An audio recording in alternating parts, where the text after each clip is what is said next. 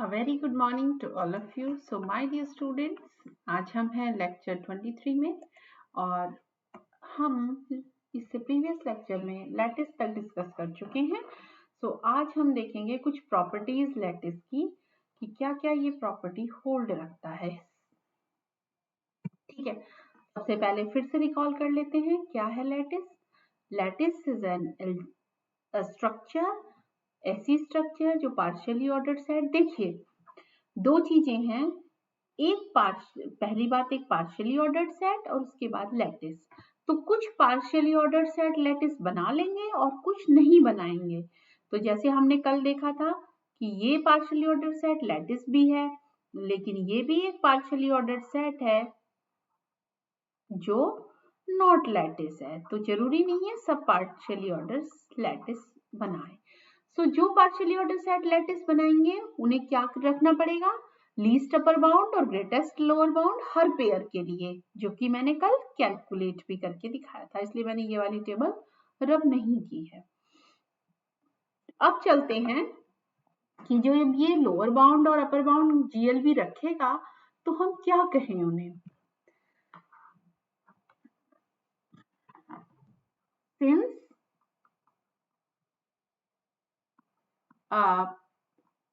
lattice have GLB and LUB for each pair of elements of S, therefore we denote, या फिर it is denoted by, ऐसा भी कर सकते हो, we denote A join B. अब एक नया सिंबल आ गया, इसे बोलेंगे हम join. ठीक है, और इसे बोलेंगे meet is equals to greatest, sorry ये तो लीस्ट है, अपर बाउंड है ना, क्योंकि ये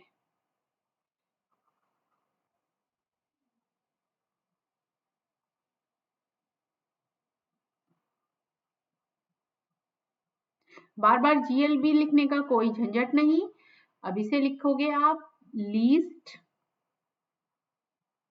अपर bound of a and b. देखिए पेयर लिया ए और बी का, और ए और बी का जो भी लीस्ट अपर बाउंड होगा उसे आप कहोगे ए जॉइन बी, और इसे क्या बोलोगे, greatest lower bound of a and b. तो जब भी ए और बी का आपको जीएलबी निकालना है तो ए मीट बी बोलोगे, और अगर एल यू बी है तो ए जॉइन बी बोलोगे. तो इसका मतलब एक लैटिस ऐसी स्ट्रक्चर है, thus a lattice is a partially ordered set in which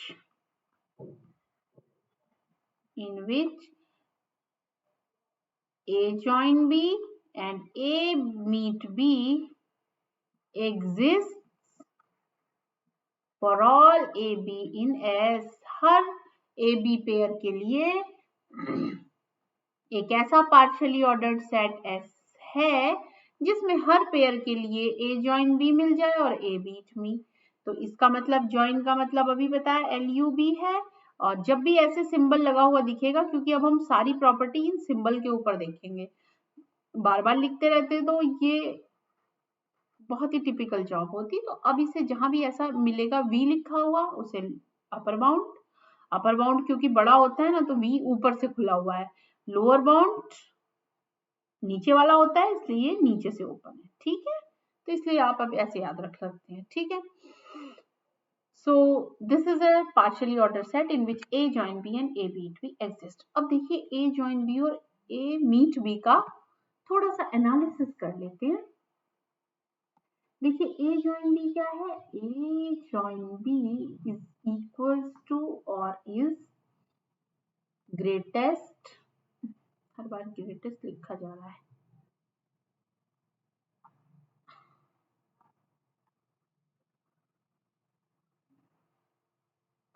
least upper bound. अब यहाँ तीन बातें हैं, लीस्ट भी और अपर बाउंड भी, चलिए एक ही बात है। इसका मतलब ये किसका अपर बाउंड है, ऑफ ए एंड बी। तो एक बात बताइए, अपर बाउंड का मतलब पार्शियली ऑर्डर सेट में कि A is precedes with A join B. Partially order set में अपर बाउंड की यही डेफिनेशन थी ना कि U is called upper bound if सारे एलिमेंट A जो होंगे वो A के अंदर आने वाले सभी एलिमेंट उससे प्रीसीक्यू हो। तो अपर बाउंड तो है ना, लीस्ट की तो बात चलो बाद में करेंगे, पर अपर बाउंड तो है। और किसका है, B का भी है।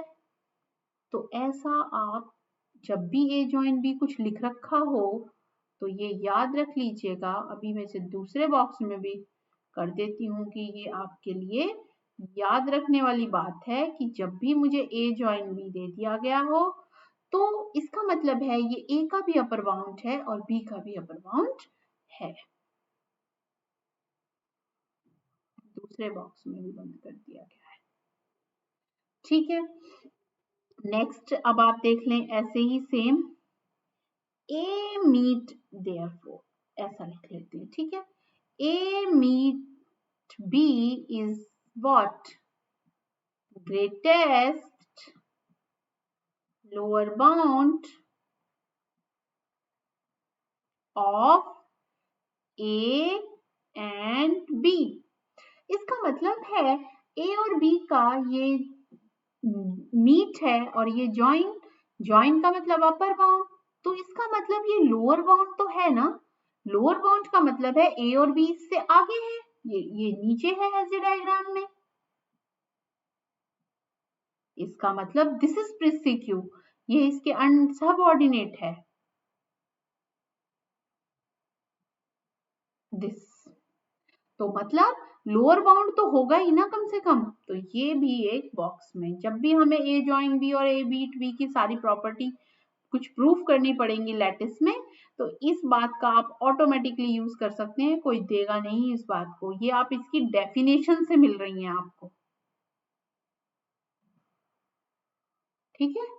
बाई डेफिनेशन आ रही है ये बात, बाय डेफिनेशन जो इसकी परिभाषा है उसी से पता चल रहा है कि ऐसा होगा।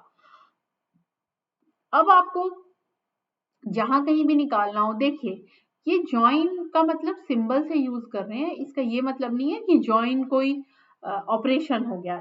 इस टाइम जॉइन प्लस की तरह काम करता है और मीट प्रोडक्ट की तरह काम करता है, लेकिन ये रिलेशन टू रिलेशन डिपेंड करेगा कि इस जगह जॉइन की क्या वैल्यू है।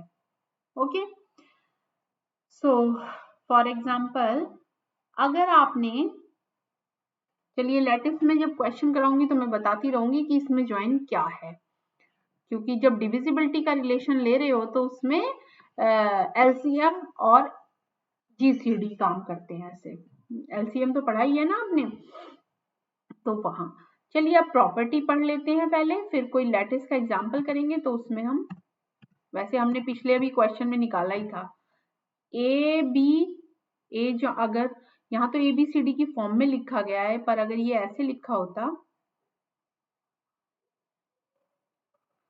1 2 3 6,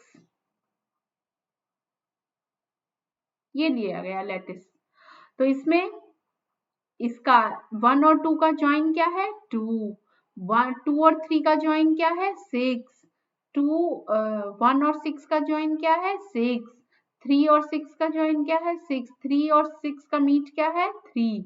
तो ऐसे आप कह दोगे, ये जो आपने LUB लिखा मैं कहूंगी इसे ज्वाइन और इसे कहेंगे हम ए मीट बी। ओके, चलिए कुछ प्रॉपर्टीज,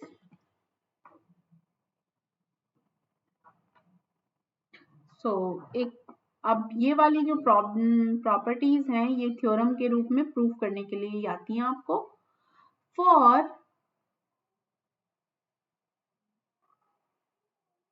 ऐसा करते हैं, प्रूव दैट से कर लेते हैं, prove that for A, B, C, D belongs in S in a partially ordered set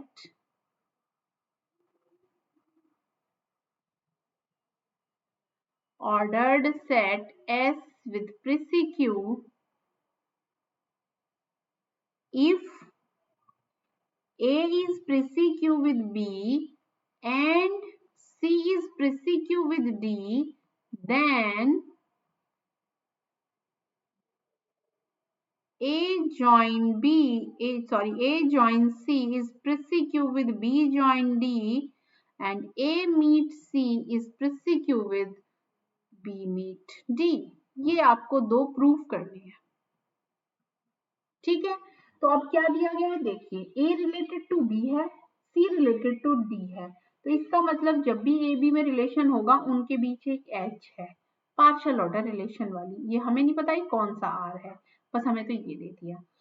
और C जहां भी होगा वो D से नीचे ही होगा पार्शियल ऑर्डर रिलेशन में। तो अब आपसे क्या कहा जा रहा है कि जो A और C का अगर पहले से ये ज्वाइन ले लिया जाए और B का राइट साइड का मतलब लेफ्ट का ज्वाइन ले, राइट का ज्वाइन ले, तो वो भी उससे प्रिसिक्यू होगा।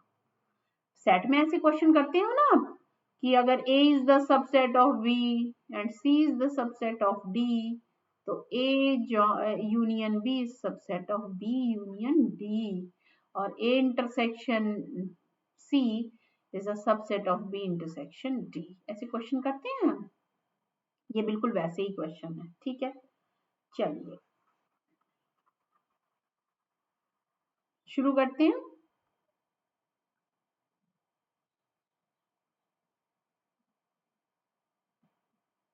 सॉल्यूशन तो देख लेते हैं क्या। अब देखिए जब A जॉइन C को B जॉइन D से कंपेयर करने के लिए कहा गया है, तो हम एक एक चीज लेके चलेंगे और डेफिनेशन का ही प्रूफ करेंगे, और तो कुछ दिया नहीं है। पार्शियल ऑर्डर सेट दिया है, मतलब पार्शियल ऑर्डर सेट है तो ये रिलेशन POR है। पार्शियल ऑर्डर रिलेशन मतलब ये रिफ्लेक्सिव भी है, एंटीसिमेट्रिक भी है और ट्रांजिटिव भी है। इन सब बातों का फायदा उठाना है। डेफिनेशन में जो कुछ दे दिया वही हमें यूज करके ये प्रूव करना है। चलिए तो हमें इन दोनों के बीच फर्स्ट प्रूव करते हैं। B जॉइन D दिया है, B जॉइन D का मतलब क्या है, least upper bound of B and D। अब अगर अपर बाउंड है ये B और D का, तो मतलब क्या होगा, B इससे छोटा हो जाएगा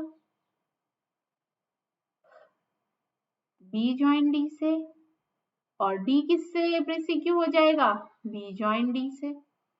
चलिए इन्हें 1 और 2 कह लेते हैं थोड़ी देर के लिए। अब गिवन क्या है आपको, A is precq with B और C is precq with D. Given that A is precq with B and C is precq with D, तो अब देखिए इसका फायदा उठाइए, A is precq with B और इक्वेशन 1 क्या बनी है, B is precq with B join D। एक तरफ तो इसे कर लेते हैं, और C is precq with D के साथ फायदा उठाते हैं, D is precq with B join D। ये 2 से आया था और ये 1 से आया था, तो A is related to B and B is related to C। C मान लीजिए इसको थोड़ी देर के लिए कुछ दूसरा एलिमेंट, तो A related to B, B related to this, तो इसका मतलब बाई ट्रांजिटिविटी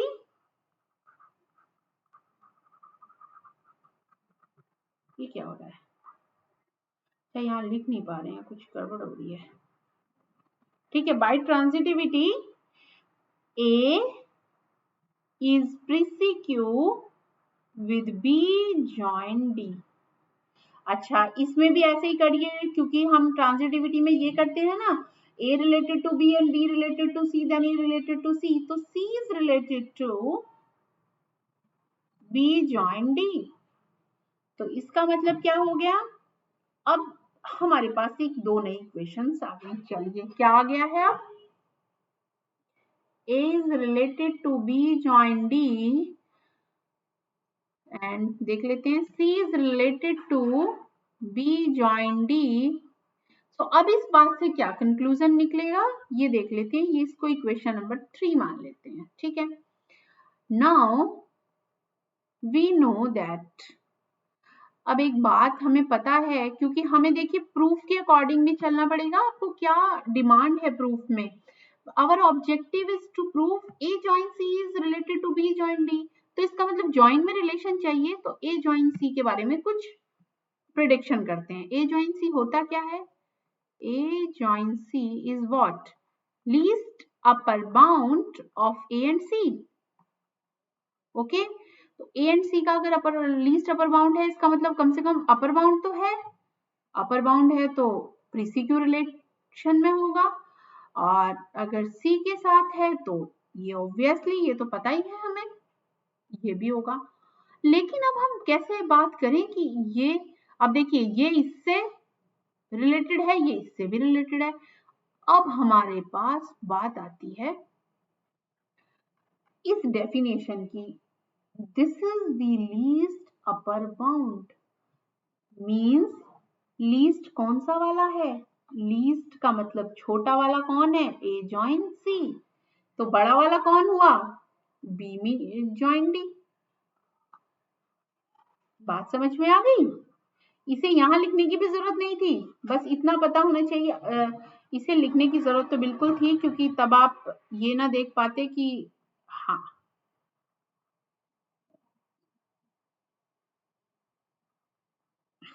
ठीक है, इक्वेशन 4 मान लीजिए थोड़ी देर के लिए।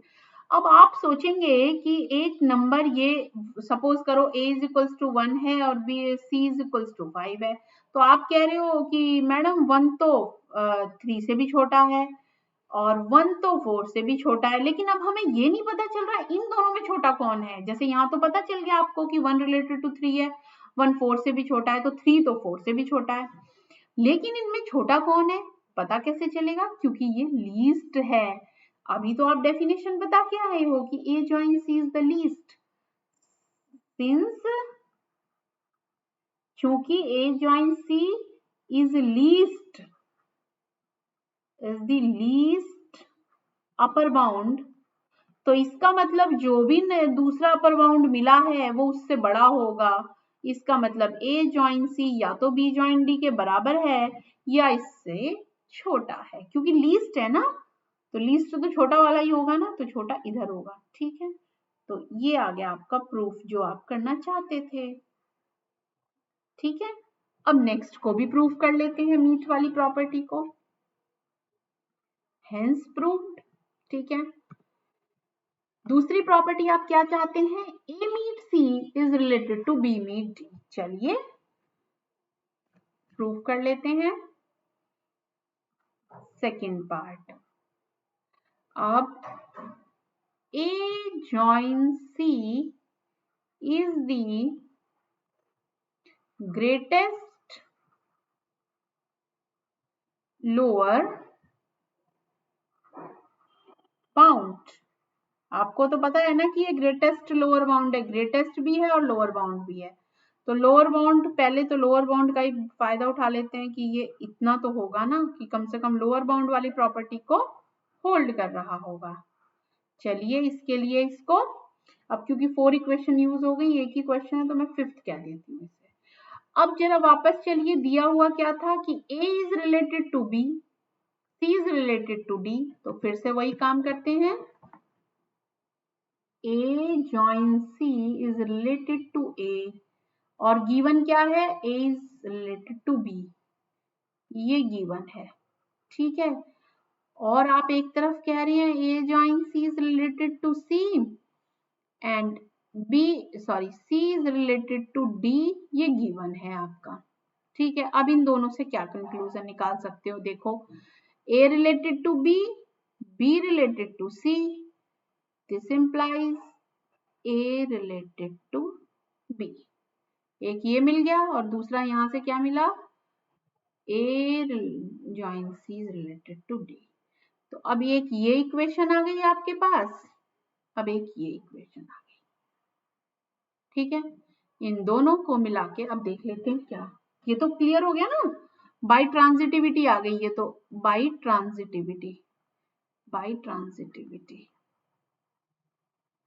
बहुत इजी क्वेश्चन है अगर आप प्रोसेस समझ रहे हैं। तो अब हमें प्रॉपर्टी प्रूफ किसके बारे में करनी है, मीट के बारे में। Also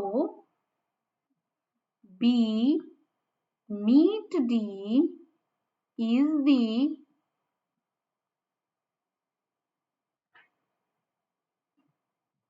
greatest lower bound of B and D. इसका मतलब अगर बी और डी के कोई लोअर बाउंड है तो ये उनमें सबसे छोटा है, सॉरी सबसे बड़ा है, ग्रेटेस्ट है ना, बड़ों में तो छोटा देखते हैं, छोटों में बड़ा। तो B meet D lower bound में सबसे बड़ा है, मतलब सबसे नजदीक है, और सारे लोअर बाउंड पीछे रहेंगे ऑब्वियसली। और तो इसका मतलब है A meet C B meet D से तो छोटा ही रहा होगा, क्योंकि ये भी बी का अपर बाउंड, ऐसे लिख लेते हैं। अब इसको 6 कह देते हैं और इसको 7। अब 6 और 7 में क्या लिंक है ये देखना बाकी है, क्योंकि दोनों ही बी के और डी के अपर बाउंड हैं। 6 में आप देख रहे हो ना पूरा, ये दोनों मिला के 6 है।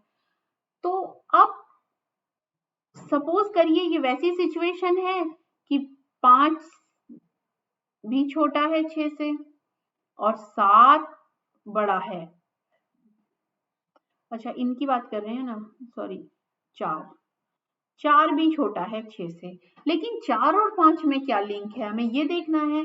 तो सबसे बड़ा वाला कौन सा था, ग्रेटेस्ट, तो बी ज्वाइन डी था।